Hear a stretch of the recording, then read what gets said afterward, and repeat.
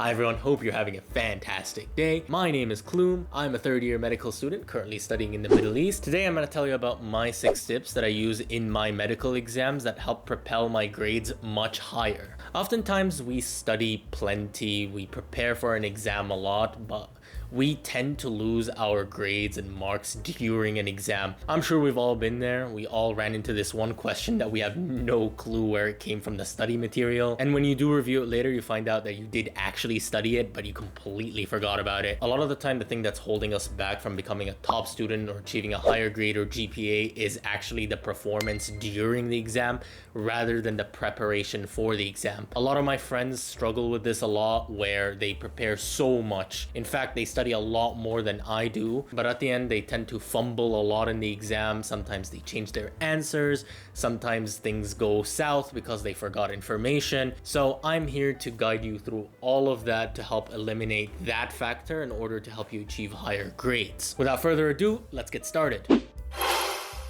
My first tip when it comes to answering a question is reading the last sentence of the question first, along with the answer choices if they are available. A lot of the time in medical school exams, the questions tend to be very long and tedious. They tend to be 2-3 paragraphs long, and you get lost completely with the information that's presented to you. I am sure this is similar in other subjects and other majors, and we need to eliminate this problem from the get-go. When you read the last line of a question, you're trying to find out what the question is actually asking. After I do that and I had a look at the answer choices if it's a multiple choice question, though this applies to short answer questions and essay based questions as well, I will know exactly what to look for in the actual scenario of the question. Let me give you an example. Say a question asks you about a patient who presents with thyroid problems, and the question is asking you about what medication to use for the treatment of this patient. Obviously the question will start with a scenario on the patient itself, but if you read the last line of the question first, you'll know that the question is asking about the medication itself. It's not asking about a diagnosis, so you don't need to waste your time trying to find out what's wrong with the patient, at least initially. It's not the critical information. The critical information is what drug am I supposed to use in this situation. So instead of trying to diagnose the patient, you already know that the patient generally has a problem with his thyroid. So once you go back and read the question stem itself, you're looking for specific key information that guides you towards a specific medication. Say a patient has a specific risk factor that prevents them from taking one medication, then therefore you know that you can eliminate it right away.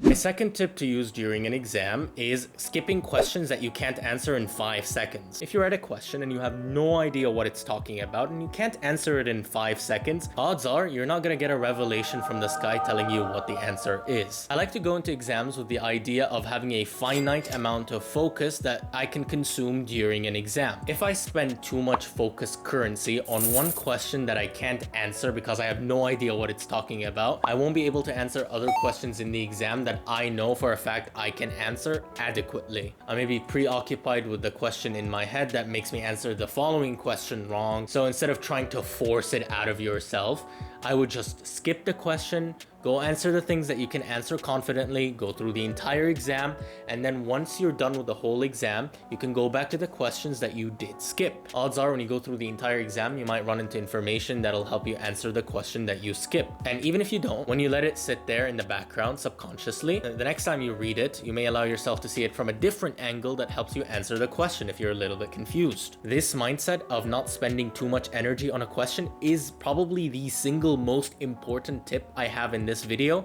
because it's helped me tremendously. Not only do I finish exams on time now, because I struggled with that a lot, I also tend to score much higher because I tend to get the questions that I actually know right rather than getting them wrong. My third tip to use during an exam is when you run into a bad stream of questions, take a step back and take a break for 3 minutes. It happens to me a lot. I take my exams digitally on the computer. My questions are completely randomized during the exam, and sometimes I run into 10 questions in a row that I cannot answer because luck. And obviously that completely kills my drive, motivation, and makes me panic during the exam. The problem is when I enter this panic state, I completely fumble everything that comes after. And that's what I would call professionally as not ideal. So odds are you probably are going to run into that bad streak of questions at some point. And when you do, take a break, take a step back, take 3 minutes off. It's okay. You're gonna be fine. Everything's gonna be fine. Let it happen and then go back into the exam. Once you go back to these questions, you might have a calmer mindset and then you might be able to answer some of those questions that you skipped entirely. One time I recall in one of my 60 million exams that I took in medical school, there's a renal block exam and I ran into a streak of 20 questions where I could answer none of them. They were all clinical management questions asking about what the next best step is. And if you don't know, in medicine, that is probably your worst nightmare to ever run into, because for some reason, every answer is subjective based on the doctor that wrote the question. You know, my mind was not in the best state at all. I was doomsday thinking entirely. After question 20, I took a step back for a good 10 minutes. I had a whole meditation session trying to calm myself down. And yeah, I'm glad I did that, because I think I would have actually failed that exam if I didn't do that. My fourth tip to use during an exam is to go for the simplest answer. Oftentimes in an exam, we tend to get a little bit confused when we see a very simple answer and you think to yourself, hey, that can't be it. I'm sure there's a trick hiding in there. It's in there in the question stem itself, and I must find it. And then you see one specific minute detail and you're like, aha, this is it. And then you pick the choice confidently. You've figured out the trick in the question, and then you've completely fumbled the question. It's happened millions of times. We tend to overanalyze and overthink about questions a lot. I do it a ton. I overanalyze every question there is in existence, and it's not a good habit, because oftentimes the question is not trying to trick you, it's trying to test you about your knowledge about a subject. If you find an answer choice very simple, then it's often the answer. The only time you're gonna get yourself a bamboozle or a trick in the question is when the topic itself is tricky. Let me give you an example from my current medical studies. There's a topic about hypo and hyperparathyroidism. These topics tend to get confused a lot because the lab values are very similar. The actual diagnosis can be a little bit tricky. So I know going into this exam that these are gonna be the questions that are gonna be a little bit tricky. But when you're asked a question, say about a pituitary adenoma, that question is gonna be completely straightforward, and you can apply this to your own studies. See in your lectures what topics tend to be very similar to each other or a little bit confusing, and that usually tends to be the sort of question that is a little bit tricky and has a little bit of a bamboozle in it. But if that's not the case, then please, for the love of God, it's not a trick. Please go for the simplest answer and save yourself some regret. My fifth tip, probably the most notorious. Please, for the love of God, stop changing your answers. Stop it. It's okay. Just once you go for an answer, it's probably right, especially if you've done enough studying for the topic. Stick to the answer choice that you chose initially, especially if you're not 100% sure. Oftentimes your gut feeling is right because your gut feeling relies on that subconscious information that you've studied already. Don't challenge it, don't outsmart it, don't try to be crazy, just go for the answer that you initially thought is the answer. The only time that you want to change your answer is when you are 1000% sure that the answer you picked is wrong. The only way this will ever happen is if you misclicked a question or you found out new information in the exam that 1000% disproves the answer you picked. If you're even 50% sure that the answer is wrong, then you keep that answer the same. You will not change that answer. I'm sure this happened to you a ton of times. It's probably happened to me about 1,000,000 times by now. I changed the answer of the question that I picked. I go after the exam, discuss it with my friends, and find out that it was originally the right answer. You know how bad it feels to get that sort of question wrong? That sits on your mind for a good month or two. In fact, the only questions I remember from my whole medical school are the questions that I changed to a wrong answer.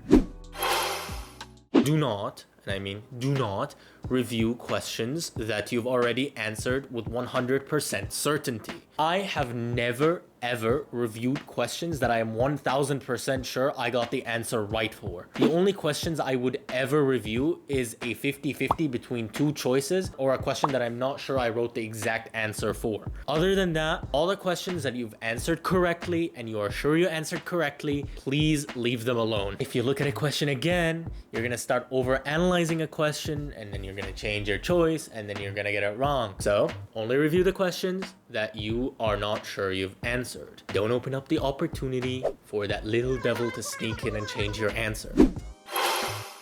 Here's a bonus tip for you because I'm feeling very generous today. It's not exactly something you do during the exam, but something you do right before an exam. Please do not review 2 to 3 hours, even a day before the exam, especially if you've studied for exam for a very long period of time. The only exception to this rule is if you've actually studied absolutely nothing and you're going to the exam with zero knowledge, then please go ahead and study 3 hours before the exam. If not, please avoid doing that. You hyperfixate on the information you've studied in those 3 hours, and you tend to forget everything else. On top of that, you will fatigue yourself before the exam starts. You've already used up that focus currency I talked about earlier, trying to review and memorize specific points before actually going into the exam. You go into the exam, you already spent 3 hours focusing your hardest, trying to get any information in your head, and then you completely fumble the entire exam and every single question because you cannot stay focused and you get confused a lot. So I usually take the entire day before the exam completely off, and obviously the day of the exam, because I channel all that focus into the exam itself. I know myself, I've already studied enough for this exam. Studying 2 more hours or 3 more hours is not going to change the outcome.